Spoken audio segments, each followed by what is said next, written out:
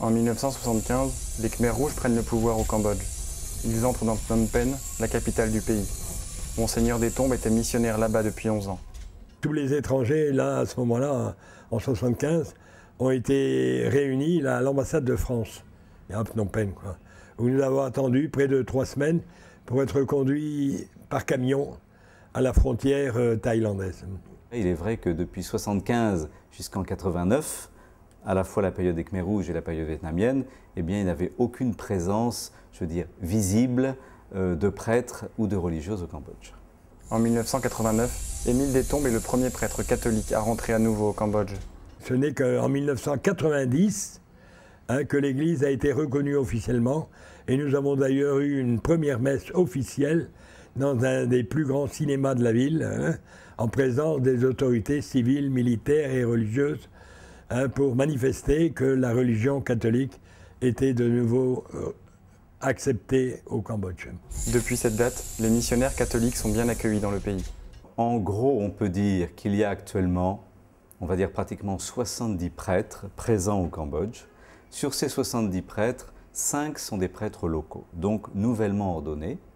Un avait été ordonné en 1995, les 4 autres, comme je l'ai dit, en 2001. Et puis nous avons quelques séminaristes en formation. Donc 70 prêtres pour tout le Cambodge, un bon nombre de religieuses aussi, une centaine. Voilà un petit peu la situation de l'Église qui est, on va dire, à 99% totalement missionnaire étrangère, si je peux dire.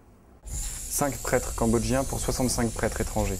L'Église locale n'est pas encore formée. Ici au Cambodge, la situation est très différente d'autres pays comme la Thaïlande où le clergé là, et l'Église là, est constituée.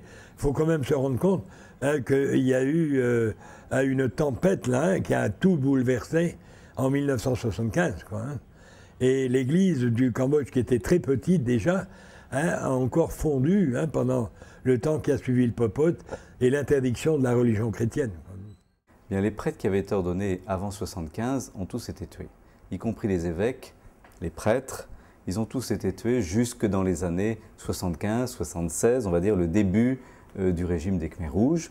Après la période Khmer rouge et l'invasion vietnamienne ici au Cambodge, tous les évêques et prêtres cambodgiens avaient disparu. Donc il fallait recommencer à réorganiser l'Église, quoi. C'est chose faite, mais il faut encore du temps et de la patience pour qu'une église locale soit complètement organisée. Il y a maintenant des prêtres cambodgiens. On espère que bientôt il y aura un évêque cambodgien et qui prendra la suite et qui manifestera que l'Église est vraiment prise en main par les Cambodgiens. La situation de l'Église actuelle, j'ai envie de dire, ce que nous vivons actuellement, par exemple en 2009, mais en 2008, 2007, etc., depuis quelques années, c'est une situation inédite. C'est-à-dire la situation de l'Église actuellement, je pense que c'est un grand signe d'espérance. On n'a jamais vécu cette situation.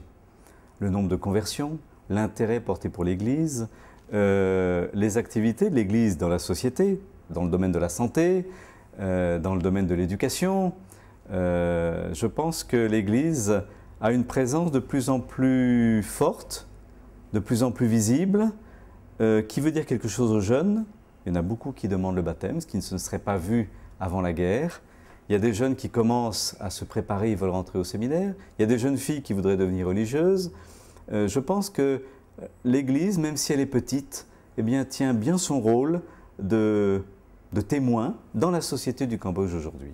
Aujourd'hui, les catholiques ne représentent que 0,1% de la population du Cambodge, soit 18 000 sur une population de 14 millions d'habitants.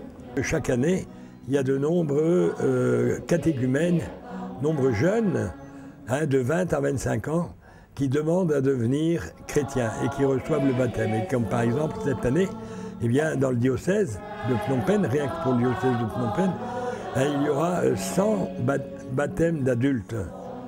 Pendant les 11 années qu'il avait passées au Cambodge avant l'arrivée au pouvoir des Khmers rouges, Monseigneur des Tombes n'avait célébré que 3 baptêmes au total. Preuve que la situation a bien changé.